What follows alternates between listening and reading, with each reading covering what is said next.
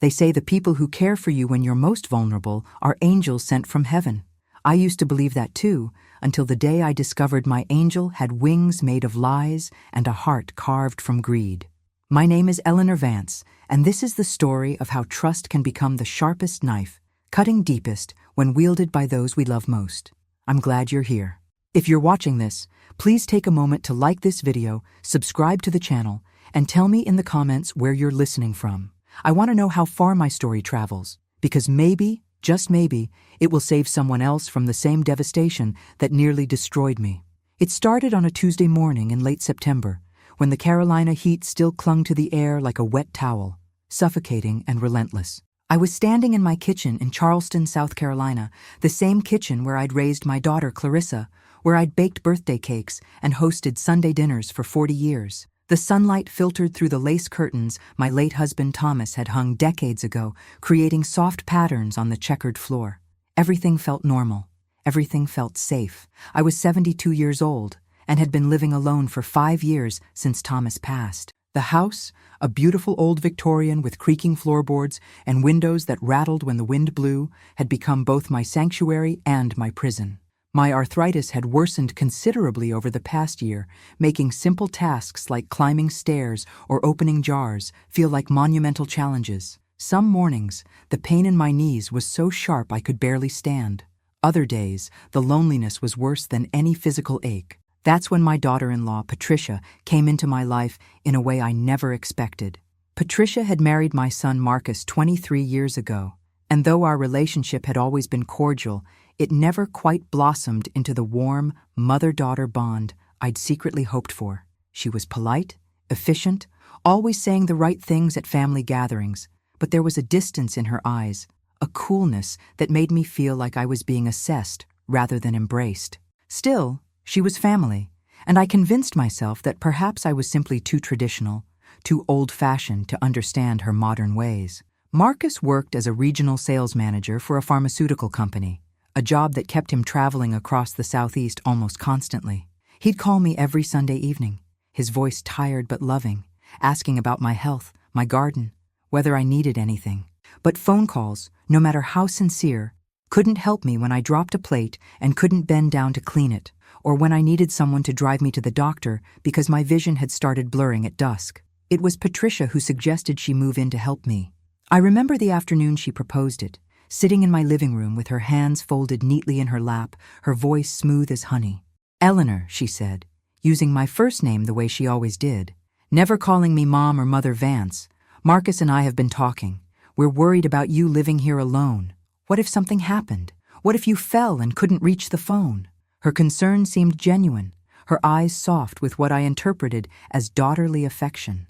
My heart, lonely and hungry for companionship, swelled with gratitude. She painted a picture of peaceful coexistence, of her being there to cook nutritious meals, help with housework, drive me to appointments, keep me company during the long evenings. She even mentioned that Marcus traveled so much she often felt lonely too, that staying with me would benefit both of us. I should have asked more questions.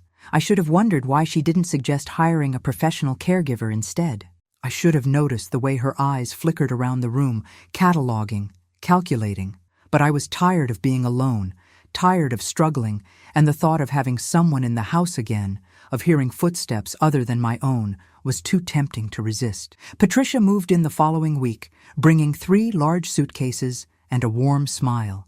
The first month was pleasant, almost idyllic. She cooked hearty breakfasts, reminded me to take my medications, and sat with me in the evenings watching television programs I'd never particularly enjoyed, but watched anyway because her presence made them bearable.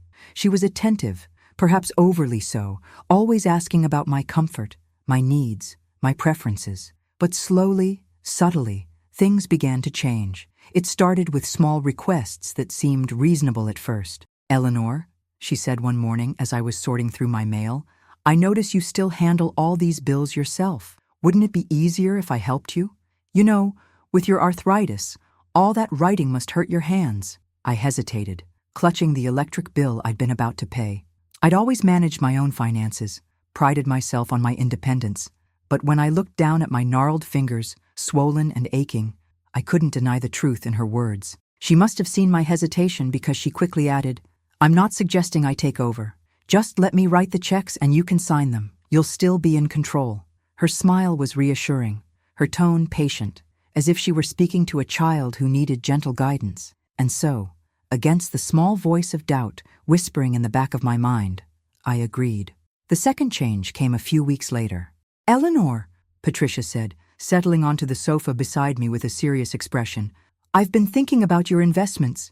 You mentioned Thomas left you quite comfortable, but are you sure your money is working as hard as it could be?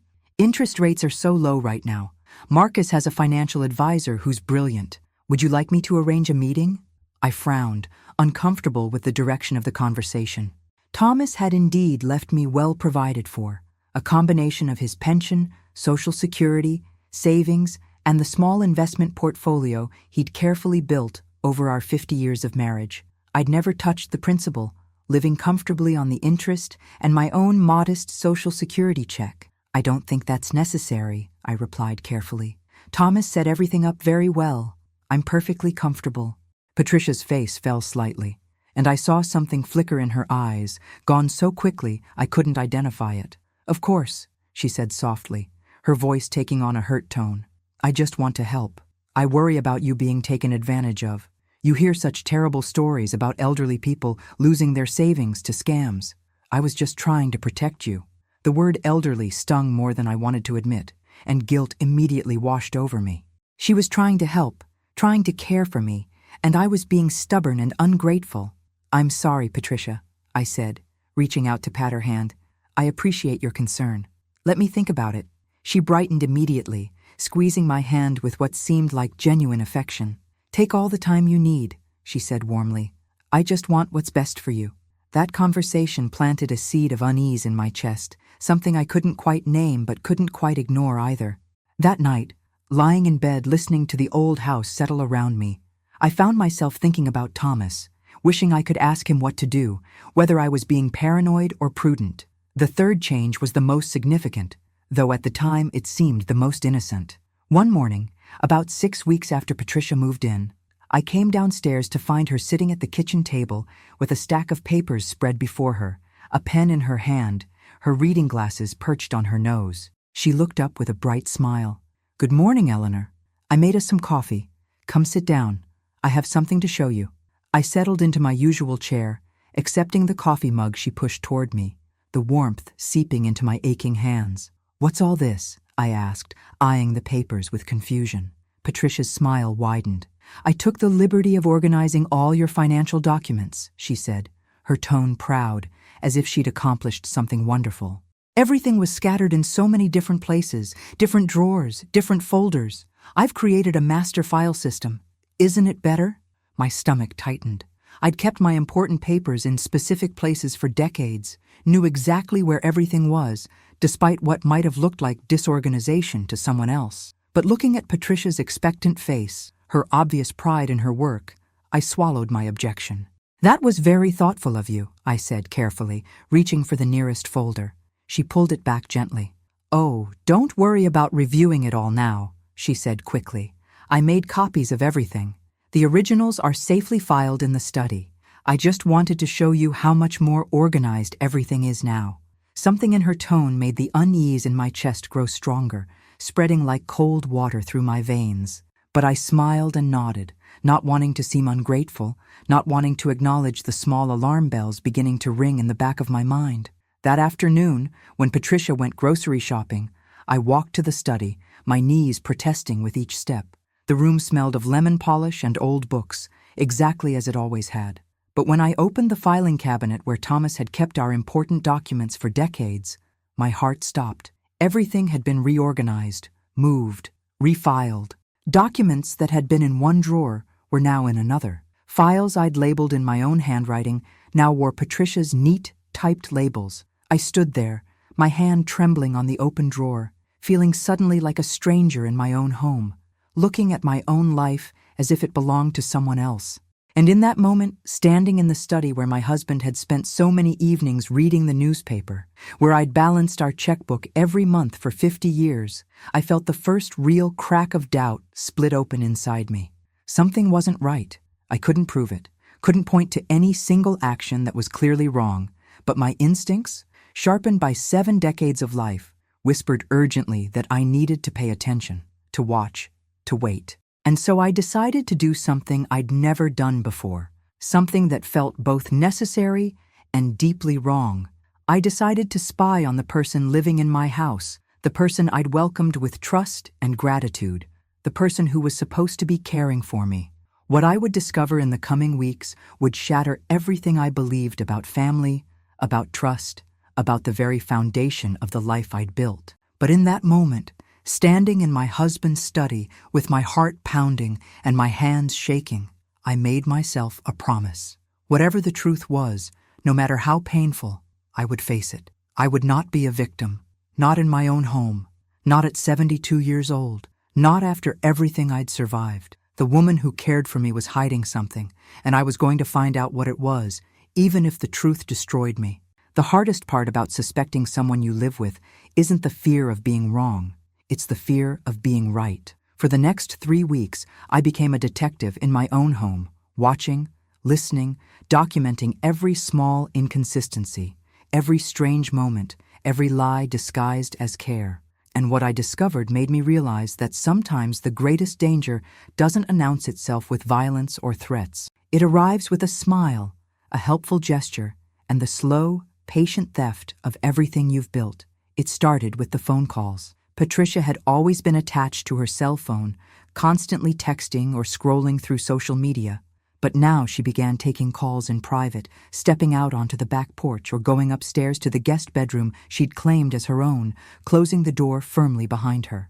When she emerged, her expression would be carefully neutral, but I could see the tension in her shoulders, the way her jaw was set just a bit too tight. One afternoon, I was resting in the living room, half dozing in my favorite armchair by the window, where the afternoon light was warmest, when I heard her voice drifting down from upstairs. She must have thought I was asleep, because her tone was different, sharper, more urgent than the gentle voice she used with me.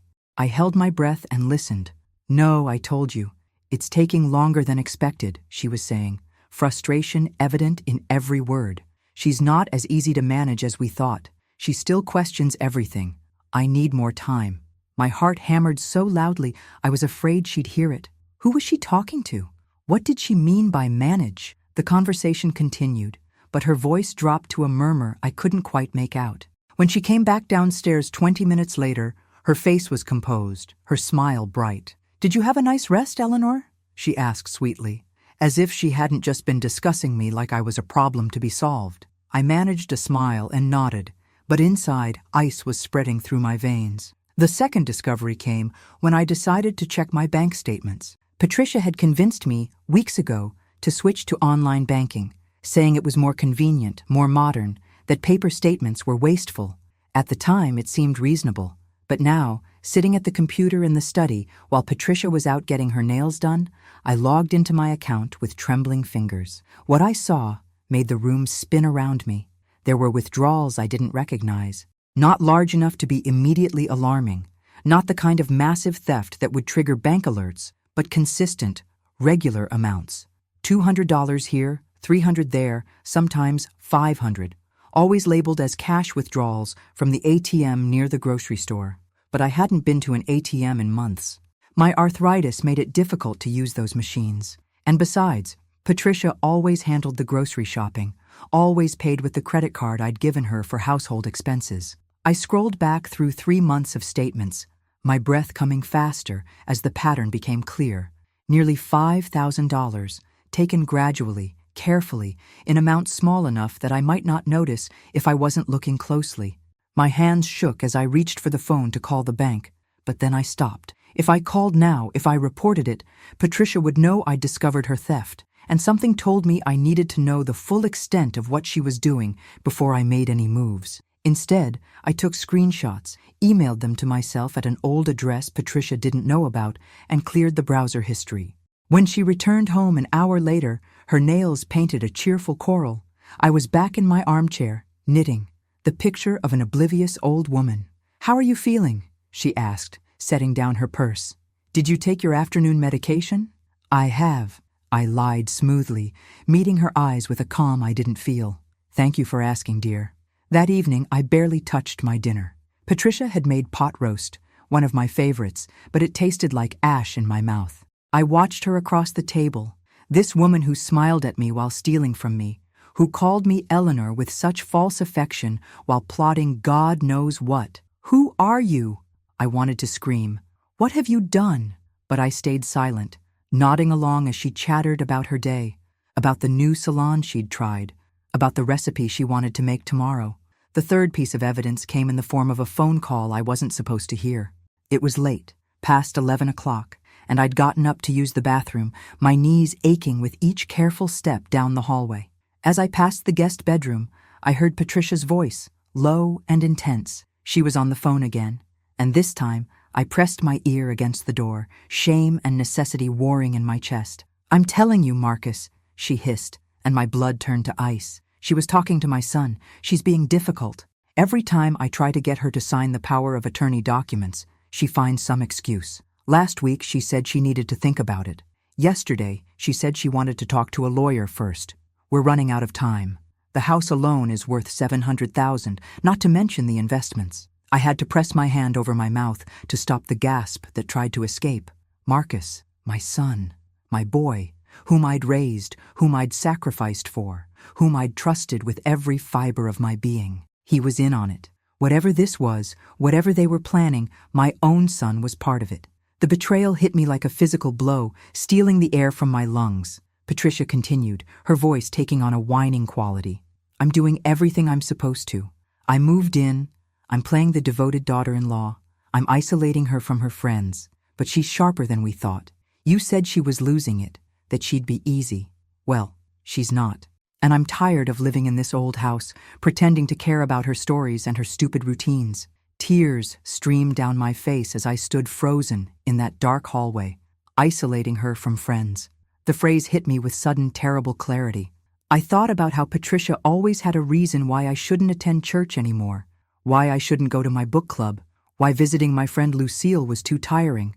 I'd thought she was being protective, worried about my health and energy, but she'd been cutting me off, systematically removing anyone who might notice what was happening, anyone I might confide in. I heard Marcus's voice then, tinny through the phone speaker, but unmistakably his. "Just keep trying," he said, his tone cold and businesslike, so different from the warm voice he used when he called me on Sundays. "Use the health scare angle.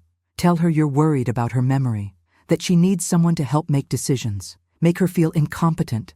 Once we have power of attorney, we can do whatever we want. Sell the house, liquidate the investments, and she'll never even know until it's too late." My legs gave out and I sank to the floor right there in the hallway, my back against the wall, silent sobs shaking my body. This couldn't be happening. This couldn't be real. But I'd heard it with my own ears, my son's voice plotting to steal everything from me, to make me feel crazy, to take not just my money, but my dignity, my independence, my sense of self. How long had they been planning this? Months? Years? Had Marcus ever loved me at all? Or had I always been just a source of future wealth to him? And Patricia, had her coldness all these years been contempt, the resentment of someone forced to be nice to an obstacle standing between her and money? If you've ever felt the ground disappear beneath your feet, ever felt like everything solid in your world turned to water, you know what I felt in that moment. And if this story resonates with you, please don't forget to subscribe. You'll want to hear how I fought back. I somehow made it back to my bedroom without Patricia hearing me.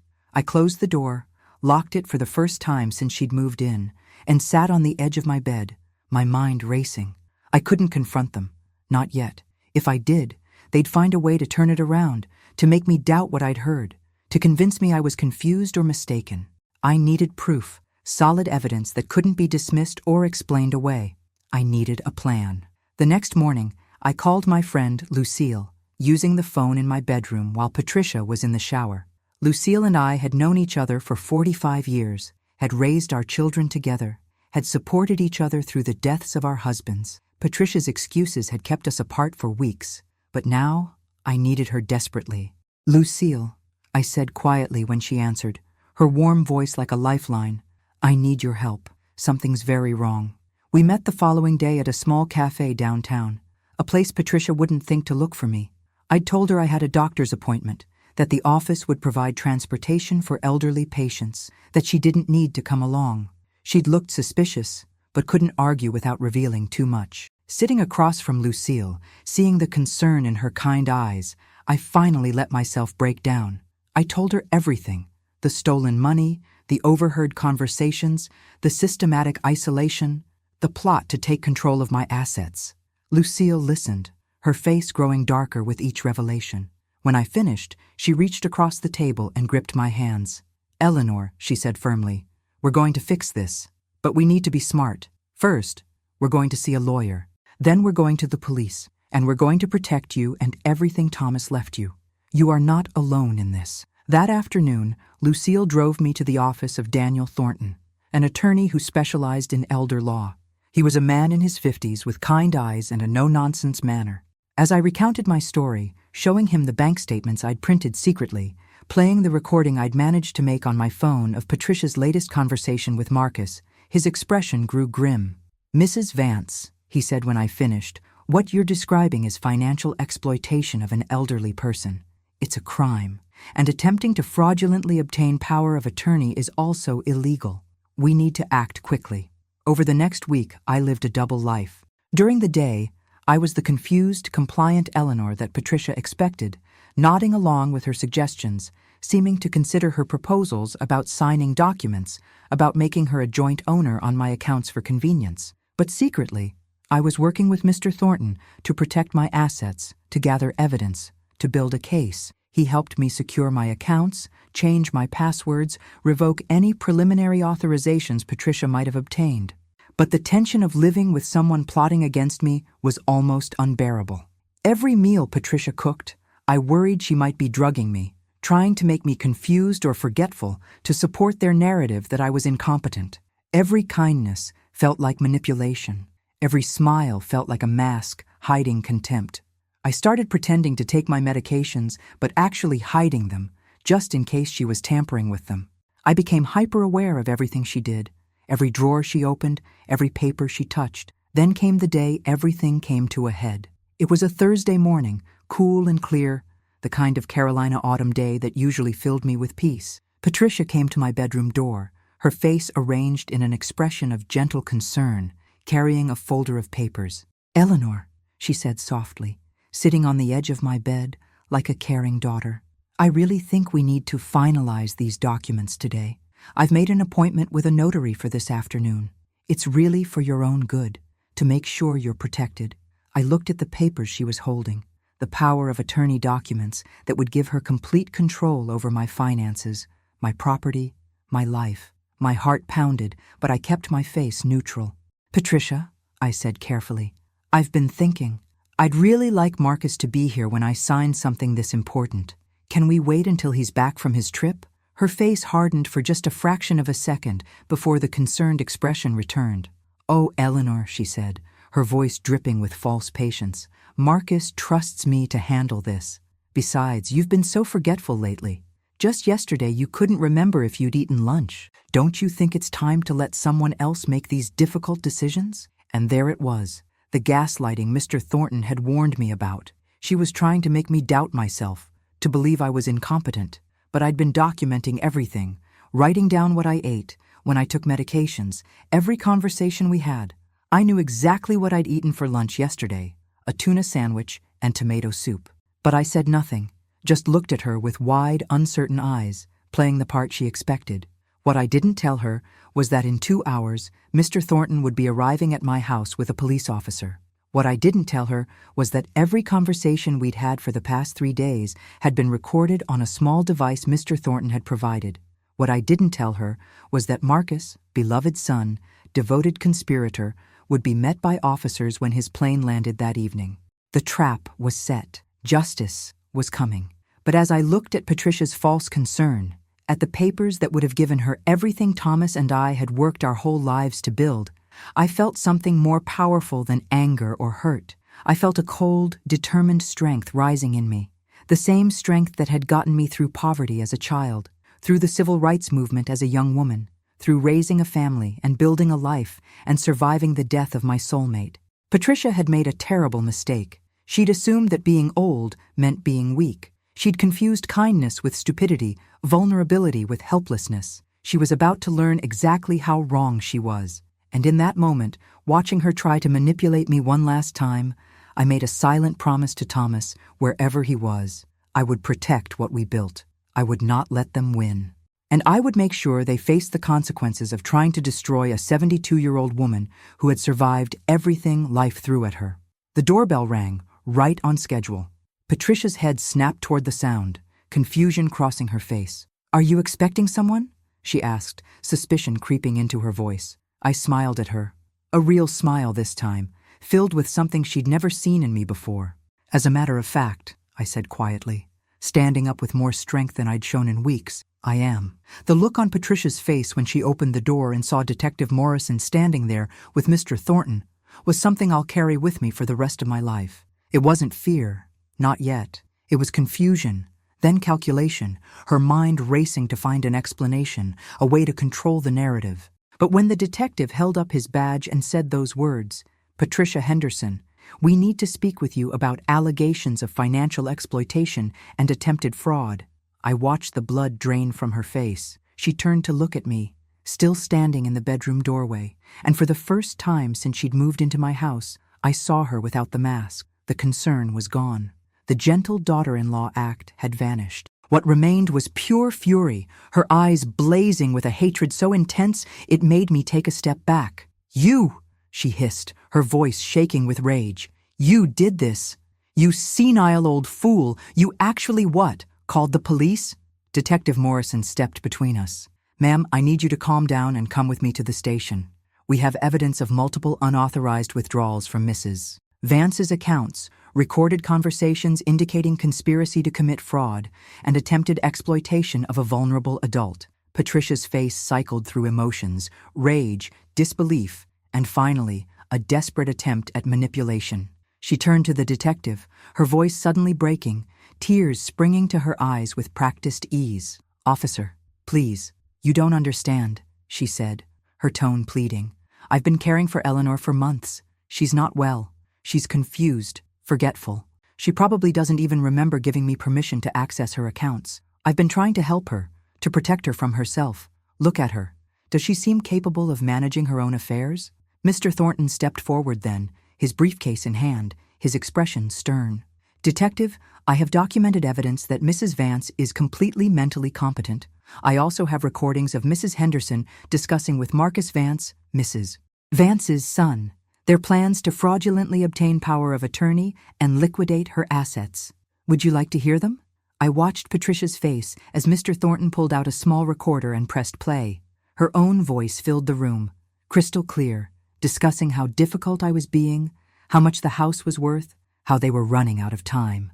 Then Marcus's voice, cold and calculating, telling her to make me feel incompetent, to gaslight me into signing over control. The color drained from her face completely. She looked at me one more time, and I met her gaze steadily, no longer the confused old woman she'd been manipulating. "I'm 72 years old," I said quietly, my voice steady despite the emotions churning inside me. "I survived poverty, discrimination, the death of the love of my life, and more pain than you can imagine. Did you really think I wouldn't recognize a predator when one moved into my house? Did you truly believe that being old made me stupid?" Patricia said nothing. There was nothing left to say. Detective Morrison handcuffed her gently but firmly, reading her rights as he led her toward the door. As she passed me, she spat one final venomous comment. "You'll die alone in this house, Eleanor. Your own son doesn't even love you." The words should have hurt, but they didn't. Not anymore.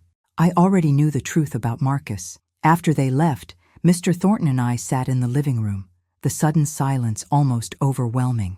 "Are you all right, Mrs. Vance?" he asked gently, and I realized I was trembling, not from fear, but from the release of weeks of suppressed tension. "I'm alive," I said, and managed a small smile. That's more than Patricia expected. He informed me that Marcus had been detained at the airport as planned.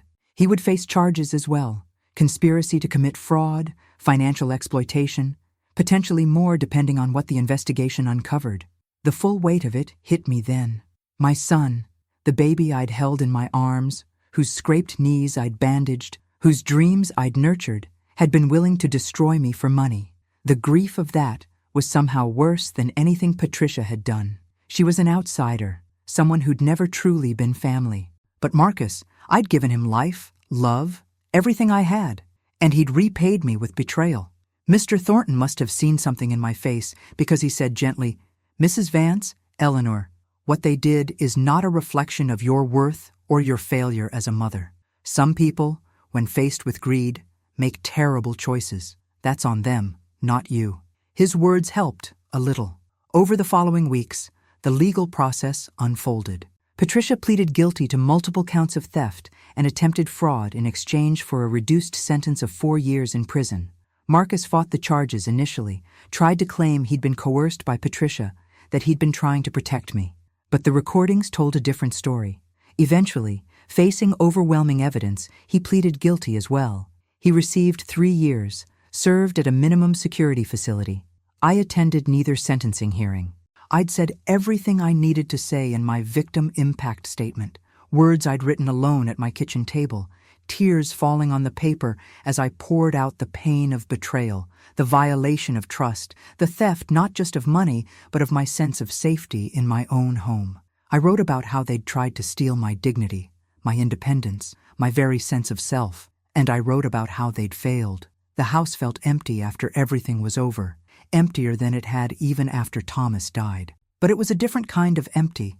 It wasn't loneliness, it was peace. I changed the locks, every single one. I rearranged the furniture Patricia had moved, putting everything back where Thomas and I had placed it decades ago. I reclaimed my space, my life, my story. Lucille helped, spending days with me, helping me process the trauma, reminding me that I wasn't alone, that real family isn't always blood. I won't pretend the betrayal didn't leave scars. There are nights I lie awake wondering where I went wrong with Marcus, whether there were signs I missed in his childhood, whether I somehow failed to teach him the values Thomas and I held sacred. But then I remember what my therapist told me, a wonderful woman named Dr. Chen, who specialized in helping elderly victims of financial abuse. "You didn't fail, Eleanor," she said. "You loved him. He failed you. There's a difference." 6 months after Patricia's arrest, I did something I'd been thinking about for weeks. I started a support group for elderly victims of financial exploitation, meeting twice a month at the community center. We're a small group, 8 of us now, but we share our stories, support each other, and educate other seniors about the warning signs we missed. If this story has touched your heart, please share it. Someone you know might need to hear it. Someone might recognize themselves in my story and realize they need help. I've also reconnected with my church, with my book club, with all the friends Patricia had systematically isolated me from. They welcomed me back with open arms, no judgment, only love. And I've learned something profound in these months of healing. Betrayal doesn't have to destroy you. It can transform you. It can teach you that you're stronger than you ever imagined, that survival isn't just about living, but about reclaiming joy, purpose, connection. Do I still think about Marcus? Every day? Do I still love him? The question is complicated. I love the boy he was. I grieve the man he became. I've written him letters in prison that I've never sent. Letters asking why. Letters expressing my pain. Letters trying to understand. Maybe someday I'll send them. Maybe someday he'll truly understand what he destroyed. Or maybe he won't. Either way, I'm learning that my healing doesn't depend on his remorse. As for my finances, everything Thomas left me is secure now, protected by trusts and legal safeguards Mr. Thornton helped me establish. I've updated my will, leaving everything to organizations that help elderly people, domestic violence survivors, and education programs. Marcus will receive nothing. It's not cruelty, it's consequence. And Patricia, well, she'll have 4 years to think about what she did, to live with the knowledge that her greed cost her everything. I'm 72 years old, and I'm still here, still standing in my kitchen making coffee in the morning, still sitting by my window watching the Charleston sun filter through the lace curtains, still tending the garden Thomas planted 40 years ago. Some days are harder than others. Some days the weight of betrayal sits heavy on my chest. But more often now, I feel something else. Liberation. The freedom that comes from facing the worst and surviving it. If there's a lesson in my story, it's this. Trust is precious, but awareness is survival. Love your family, but never ignore the warning signs. Being old doesn't mean being helpless, and being vulnerable doesn't mean being a victim. And most importantly, when someone tries to take everything from you, your money, your dignity, your sense of self, remember that the one thing they can never steal is your strength, your worth, your inherent right to justice. I stood in that hallway listening to them plot my destruction, and I could have crumbled. Instead, I fought back, not with violence, not with vengeance, but with truth, with evidence, with the law on my side. That's power, that's dignity, that's survival. And every morning when I wake up in my own bed, in my own house with my own choices still mine to make, I know I won. Some betrayals don't destroy you, they rebuild you, stronger, wiser, unbreakable. My name is Eleanor Vance. I'm 72 years old, and this is my story of how I refuse to be a victim in my own life. Thank you for listening. Thank you for being here. And if you're facing something similar, please know this: you are not alone, you are not helpless, and you deserve justice. Fight for it, I did, and I'm still here.